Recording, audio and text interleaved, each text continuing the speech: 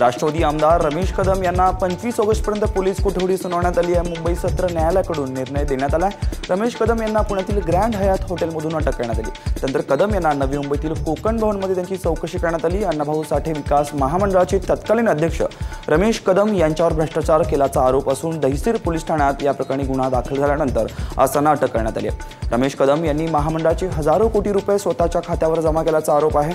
इतकंच नाही तर काही राजकीय व्यक्तींनाही महामंडळाचे पैसे दिल्याचा ठपका त्यांच्यावर ठेवण्यात आलाय। अवकाळी पाऊस पडल्याने कांद्याच्या भावाने 50 गाठले। वाशीच्या एपीएमसी बाजारात कांद्याचे भाव 50 रुपये इतके झालेत। कांदा दरवर्षी 4 ते 5 महिने टिकाव धरतो, मात्र यंदा अवकाळी पावसामुळे कांद्याचे भाव 20% वर गेलेत। त्यामुळे बदलत्या वातावरणात कांदा जास्त प्रमाणात खराब होऊ लागलाय। कांद्याच्या मालापैकी चांगल्या प्रतीचा कांदा कमी होऊ लागल्याने या कांद्याच्या बाजारभावाने 50 रुपये प्रति किलोचा दर घटलाय।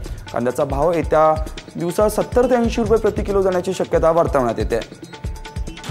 भारतीय फलंदाज शिखर धवन उर्वरित श्रीलंका कसोटीला मुकण्याची शक्यता आहे। श्रीलंका विरुद्धच्या पहिल्या कसोटी सामन्यात जखमी झालेला शिखर धवन भारतात परतणार असल्याचं समजतंय। शिखर धवनच्या उजव्या हाताला झेल घेताना जखम झाली असल्याने पुढच्या कसोटी सामन्यांमध्ये तो खेळू शकणार नाही।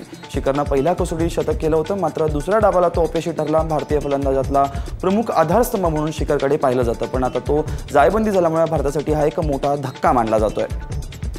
राधिमाची तुलना कालीमातेशी केल्याप्रकरणी गायक सोनू निगम विरोधात समतानगर पोलीस स्टेशनमध्ये तक्रार दाखल केली आहे। हुंड्यासाठी छळ करायला लावणाऱ्या राधेमाबद्दल आता सोनू निगमने एक वादग्रस्त ट्विट केलं होतं।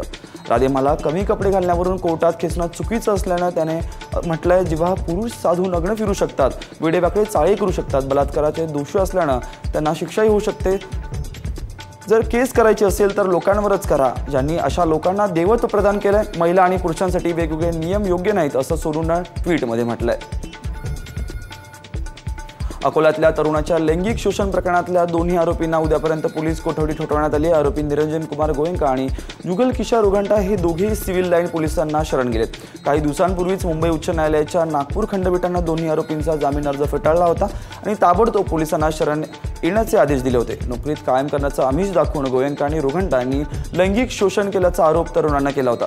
पीडित तरुणाने केलेलं स्टिंग ऑपरेशन हे मीडियामध्ये सतत दाखवण्यात आलं होतं, त्यामुळे खळबळही उडाली होती।